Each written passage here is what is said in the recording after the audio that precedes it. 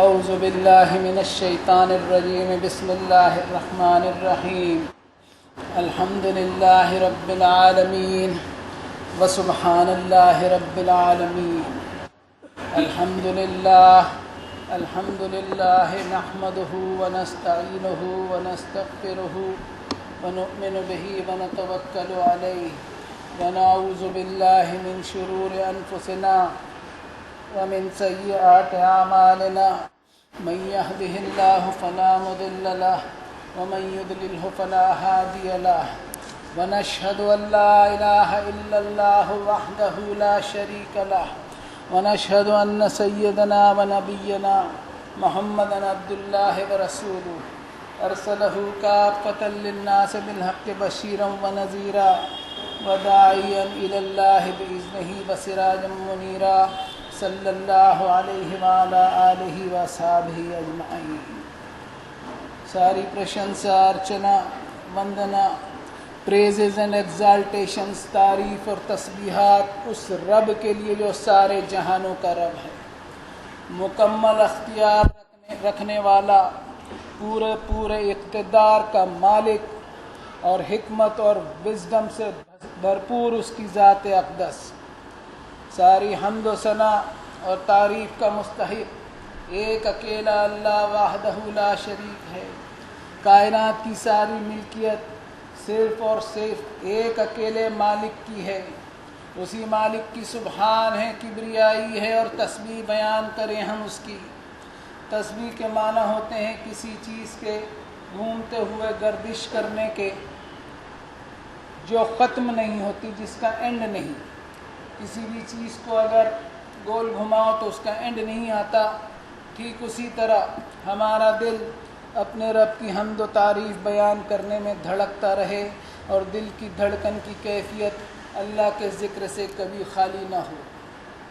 ساتھ ہی ساتھ ہم یہ بھی گواہی دیں کہ محمد ابن عبداللہ صلی اللہ علیہ وسلم اللہ کے بندے اور اس کے آخری رسول ہیں، جن پر اللہ تعالیٰ نے اپنی آخری کتاب نازل فرمائی، جس کی آیت ہے شہر رمضان الذی انزل فیہ القرآن ھدی للناس وبینات من الھدی والفرقان۔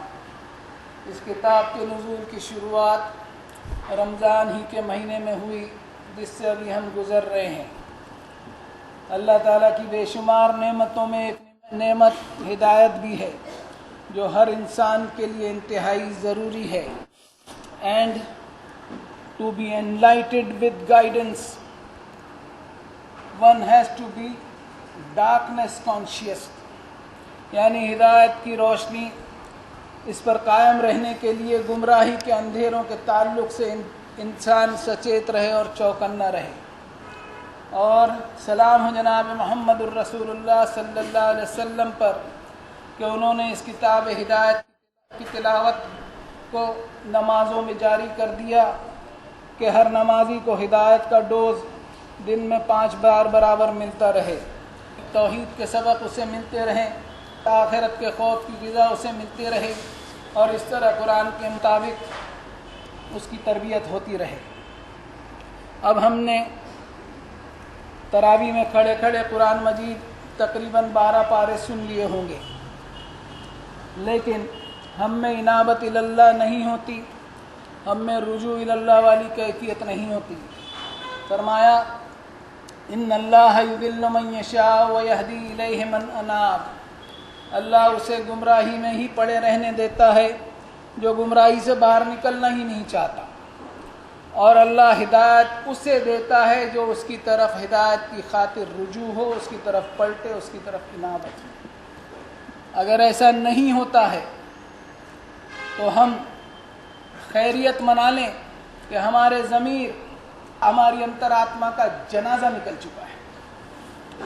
اور یہ جو روزے اس مہینے رکھوائے جا رہے ہیں، اس کے پیچھے مقصد یہ بھی ہے کہ انسان کھانے پینے سے تو رکا رہے، لیکن زیادہ بولنے چالنے سے بھی رکا رہتے ہوئے اپنی ذہانت کا استعمال کرے، اپنے انٹلیکٹ، اپنے انٹیلیجنس کا استعمال کرے، اور جو سیلف کنٹرول اور خاموشی کو مینٹین کرنے سے یہ استعمال ہو سکے گا کہ انسان اپنے رب کی طرف سے جو کتاب اس مہینے نازل ہوئی ہے اس سے ہدایت کو حاصل کر سکے گا۔ ایک بات یہ بھی بتا دوں کہ قوموں کی ذہنی تعمیر اور ترقی، انٹلیکچول ڈیولپمنٹ شور ہنگاموں سے نہیں ہوتے، بلکہ کتاب انزلناہ الیک مبارک لیدبروا آیاتہ ولیتذکر اولو الالباب، غور و فکر سے ہوتی ہے انٹلیکچول ڈیولپمنٹ، اور اس کتاب میں ایک نہیں دو نہیں کئی مرتبہ غور و فکر کرنے کے لیے کہا گیا ہے۔ اب تقریباً آدھا قرآن مجید سننے پر بھی ہمارا دل نہیں پگھلا تو سوچیں کہ اس کی وجہ کیا ہے۔ قرآن مجید کی خوبی ہے کہ وہ وجہ بھی بتاتا چلتا ہے۔ ثم قست قلوبکم من بعد ذلک فہی کالحجارۃ او اشد قسوہ۔ Human being is so arrogant that he considers himself superior than the rocks. یعنی انسان اتنا متکبر اور گھمنڈ والا ہے کہ اپنے آپ کو چٹانوں سے زیادہ طاقتور سمجھتا ہے، جبکہ وَإِنَّ مِنَ الْحِجَارَةِ لَمَا يَتَفَجَّرُ مِنْهُ الْأَنْهَارُ وَإِنَّ مِنْهَا لَمَا يَشَّقَّقُ فَيَخْرُجُ مِنْهُ الْمَاءُ۔ کچھ چٹانوں سے اللہ کے خوف کے مارے پانی کے جھرنے پھوٹ پڑتے ہیں۔ وَإِنَّ مِنْهَا لَمَا يَهْبِطُ مِنْ خَشْيَةِ اللَّهِ وَمَا اللَّهُ بِغَافِلٍ عَمَّا تَعْمَلُونَ۔ بڑی بڑی چٹان والے طاقتور پہاڑ بھی اللہ کے سامنے ایسے نرم ہیں کہ ان کی چٹانیں اللہ کی خشیت سے لڑک پڑتی ہیں۔ اب یہ بڑی بڑی طاقتیں اپنی مضبوطی اور قوت سمیت اللہ کی خشیت سے پگھل جائیں، اور انسان کا دل، مٹھی برابر دل جس میں کوئی طاقت نہیں ہے، ذرا سے خون کے دوران کی کمی بیشی سے اس کو ہارٹ اٹیک آ جائے، یہ معمولی سی حیثیت رکھنے والا دل اتنا سخت ہے کہ اللہ تعالیٰ کی خشیت سے پگھلتا ہی نہیں۔ ضرورت ہے کہ انسان کا دل نرم پڑے اور وہ اللہ کی رحمت میں داخل ہونے کی کوشش کرے، اور اللہ تعالیٰ کو کہیں تلاش کرنے جانا نہیں پڑتا۔ اس نے اپنی کتاب میں فرمایا وَإِذَا سَأَلَكَ عِبَادِي عَنِّي فَإِنِّي قَرِيب، جب میرے بندے میرے تعلق سے پوچھیں، میں اپنی مخلوق سے انتہائی قریب ہوں۔ اجیب دعوت الداعی اذا دعان، جب میرا بندہ مجھے پکارے، جب میرا بندہ مجھ سے دعا کرے تو میں رسپانس دیتا ہوں میرے بندے کی دعا کا۔ وَنَحْنُ أَقْرَبُ إِلَيْهِ مِنْ حَبْلِ الْوَرِيدِ، بندہ یقین تو کرے کہ میں اس کی شہرت سے بھی زیادہ قریب ہوں۔ اور ایک بات یہ بھی یاد رکھے کہ میرے اور اپنی مخلوق کے بیچ میں نے کوئی ایجنسی نہیں رکھی، میں نے کوئی بچولیا نہیں رکھا۔ جب میں اتنا قریب ہوں تو کیوں ادھر ادھر بھٹکتا ہے، کیوں ادھر ادھر سر جھکاتا ہے، کیوں تو اس کو پکارتا ہے، کیوں تو اس سے مانگتا ہے؟ کیا تجھے یقین نہیں کہ میں ہر چیز پر قادر ہوں؟ کیا تجھ پر میں نے اپنی نعمتیں نچھاور نہیں کی؟ پھر کیوں تجھ میں شکر گزاری کی کیفیت نہیں آتی؟ رمضان کے جو 10-11 روزے گزر چکے، ہم اپنے آپ کا اسیسمنٹ کریں کہ یہ جو رمضان کے دن گزر چکے ہیں جو کبھی نہیں آئیں گے، اس کو ہم نے کتنا حاصل کیا اور کتنا ضائع کیا۔ کتنی راتیں ہم نے چوپالوں پر گزاری۔ ایک چوپال سوشل میڈیا بن گیا ہے۔ سوشل میڈیا پر کتنے اسلامی اکھاڑوں میں ہم نے کشتیاں لڑی، کتنی بیٹھکوں میں ہم نے یہاں وہاں کی چرچائیں کی، کتنوں کی چغلیاں اور غیبتیں کی۔ ہم اپنے آپ کا جائزہ لیں، میں اپنے آپ کو شامل کرتے ہوئے بات کر رہا ہوں۔ یہ ساری حرکتیں اللہ کی نافرمانی اور ناشکری میں شمار ہوں گی۔ دوسروں کی فکریں ہمیں بڑی ستاتی ہے، اپنی فکر ہم کو کبھی نہیں ستاتی، کیونکہ دوسروں کو ہم جہنمی سمجھتے ہیں، اپنے کو جنتی سمجھتے ہیں۔ خود کو سدھارنے کی ڈھیروں آیتیں مل جائیں گی۔ ہم دوسروں کی فکر چھوڑ دیں، اپنا محاسبہ کریں کہ ہم نے ان 10-11 دنوں میں کیا کیا۔ اگر ہماری مجلسوں میں ہم نے چغلی غیبتوں میں ضائع کیا ہم مجلسوں کو، تو قرآن مجید میں اس کی سخت وعید ملتی ہے۔ یا ایھا الذین آمنوا اجتنبوا کثیرا من الظن ان بعض الظن اسم ولا تجسسوا، اے لوگوں جو ایمان لائے، کسی کے تعلق سے کوئی گمان یا رائے نہ قائم کر لیا کرو، کہیں ایسا نہ ہو کہ تمہارے بہت سارے خیالات جو ہے وہ گناہ بن جائیں، اور ایک دوسرے کی جاسوسی نہ کیا کرو، ایک دوسرے کی پرسنل لائف میں نہ جھانکا کرو۔ اگر کسی کی زندگی میں جھانکنا ہی ہے تو اس کی پریشانیوں میں جھانکو، اس کے درد بھرے دل میں جھانکو، اس کی تکلیف اور اس کی بیچارگی میں جھانکو۔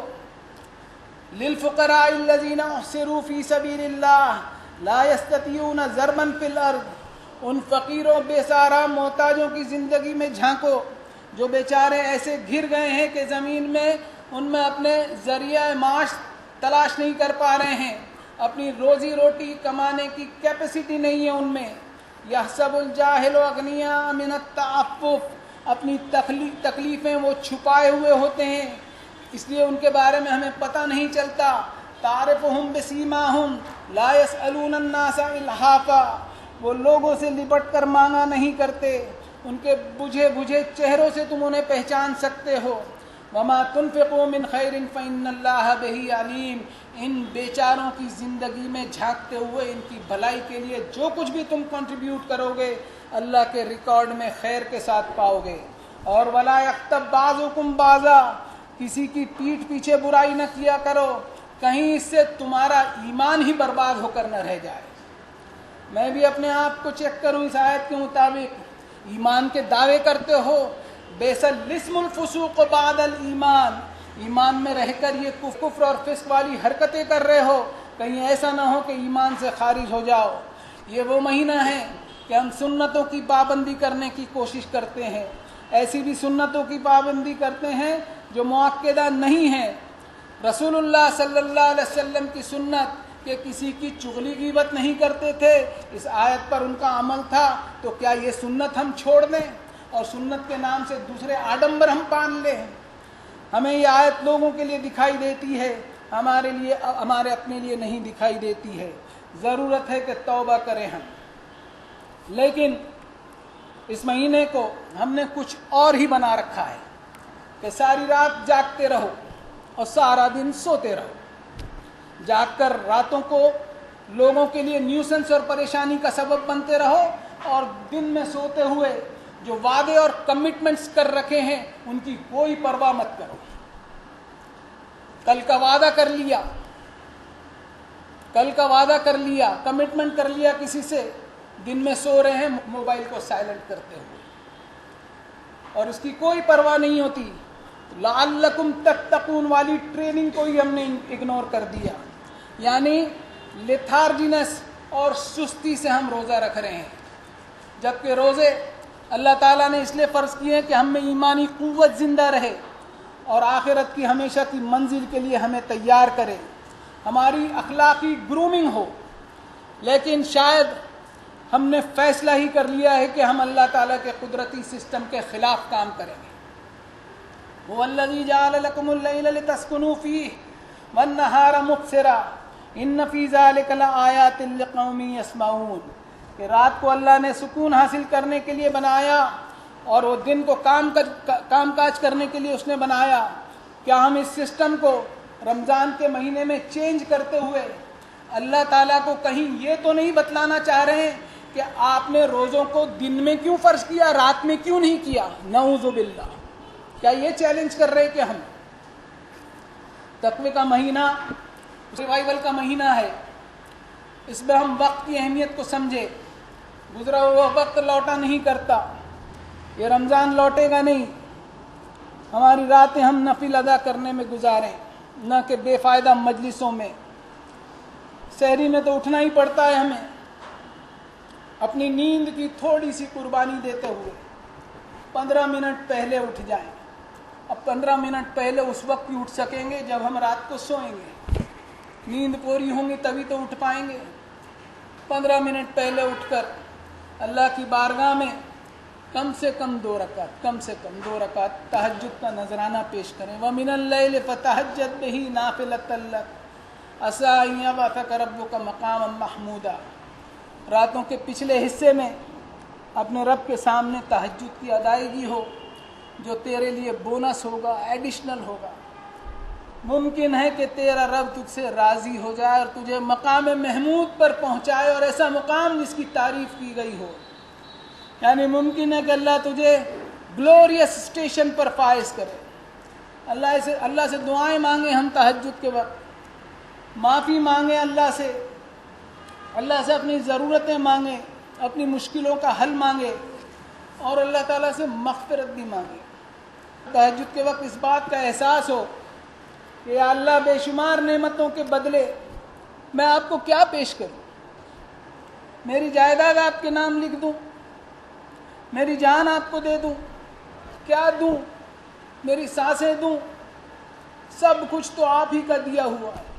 یہ زمین آپ کی، یہ جان بھی آپ کی دی ہوئی ہے. میں صرف اپنے جذبات دے سکتا ہوں، توحید سے بھرپور اپنے جذبات آپ کو دے سکتا ہوں.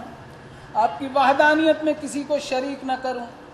آپ ہی سے میں دعا کرتا رہوں، اور آپ ہی سے میں مغفرت مانگتا رہوں، اور آپ ہی سے میں اپنی ساری ضرورتوں کو مانگوں. میرے مالک آپ، میرے رب بھی آپ، میرے ان داتا بھی آپ، میرے غریب نواز بھی آپ، میرے مشکل کشا بھی آپ.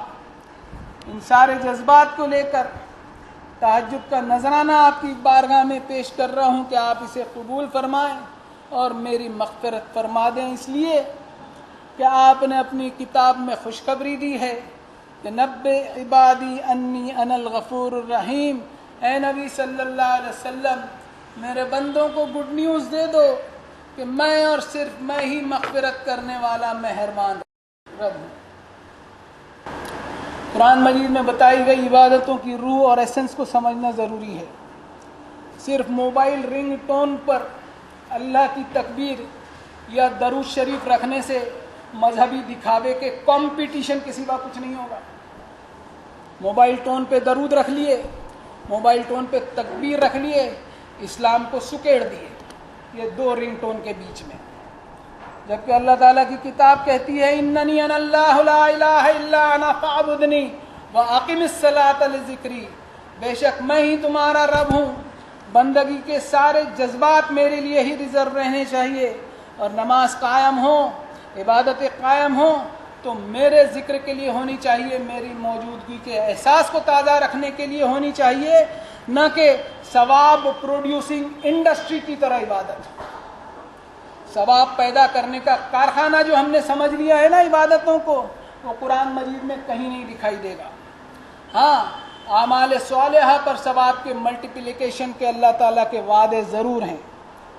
اگر ثوابوں کی لاٹری کی خاطر جمعے کی مجلس فرض ہوتی تو اللہ تعالیٰ یہ نہ فرماتے کہ فَإِذَا قُضِيَتِ الصَّلَاةُ فَانتَشِرُوا فِي الْأَرْضِ وَابْتَغُوا مِن فَضْلِ اللَّهِ وَاذْكُرُوا اللَّهَ كَثِيرًا لَعَلَّكُمْ تُفْلِحُونَ.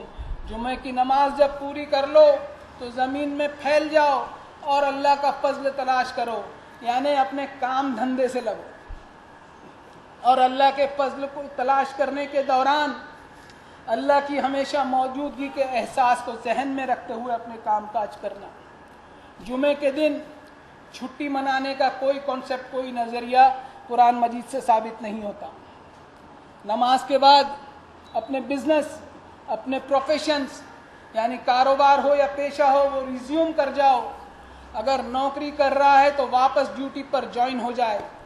یعنی اس سے ایک دلیل یہ بھی لی جا سکتی ہے کہ جس کی نوکری کی جا رہی ہے، جمعے کی نماز کی آڑ میں اس کا استحصال نہ کیا جائے، اس کو دھوکہ نہ دیا جائے. یعنی ایک انسان سے اللہ تعالیٰ نے اس کی دنیاوی ڈیوٹیز کو پابندی سے نبھانے میں، روزوں کو، عبادتوں کو، ان کو آڑے نہیں آنے دیا.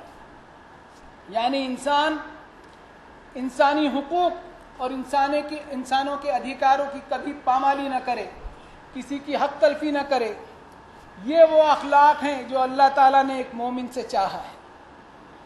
اور غور کرنے والی بات ہے کہ اللہ تعالیٰ نے اس دین کو دین فطرت بنایا ہے، اور انسان سے وَرَهْبَانِيَّةً ابْتَدَعُوهَا مَا كَتَبْنَاهَا عَلَيْهِمْ إِلَّا ابْتِغَاءَ رِضْوَانِ اللَّهِ.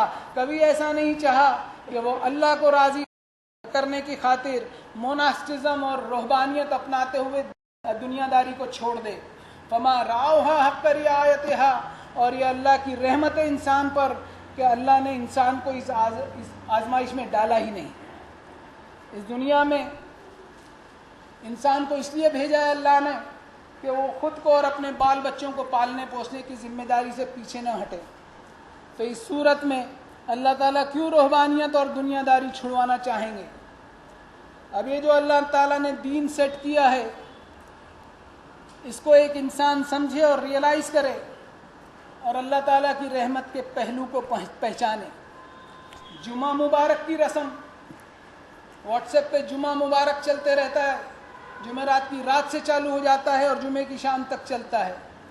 جمعہ مبارک کی جو نیا سسٹم جو چالو ہوا ہے، اس رسم سے اللہ تعالیٰ کی رحمت کو ہم نہیں پہچان سکیں گے، بلکہ قرآن مجید کے تحت جمعے کے خطبے میں جو ہفتے بھر کی اخلاقی خوراک اور مورل ڈوزیج دیے جاتے ہیں، اس کا ایسنس اور اس کی روح کو جب سمجھیں گے تو ہم اللہ تعالیٰ کی رحمت کو پہچان سکیں گے. ہونا تو یہ چاہیے کہ انسان اس دنیا میں اپنے امتحان کی گھڑی ایسی بتائے جس میں اس کی دنیا بھی بنتی چلی جائے اور آخرت بھی بنتے چلے جائے، جس کے لیے انسان اپنے رب کے ساتھ ایماندار بنتے ہوئے اپنی فیملی، اپنی سوسائٹی اور خود اپنے آپ کے ساتھ ایماندار بنتے ہوئے زندگی گزارے. بارک اللہ لنا ولکم فی القرآن العظیم ونفعنا وإیاکم بالآیات والذکر الحکیم. انہ تعالی جواد کریم ملک بر رؤوف الرحیم فاستغفروہ انہ هو الغفور الرحیم.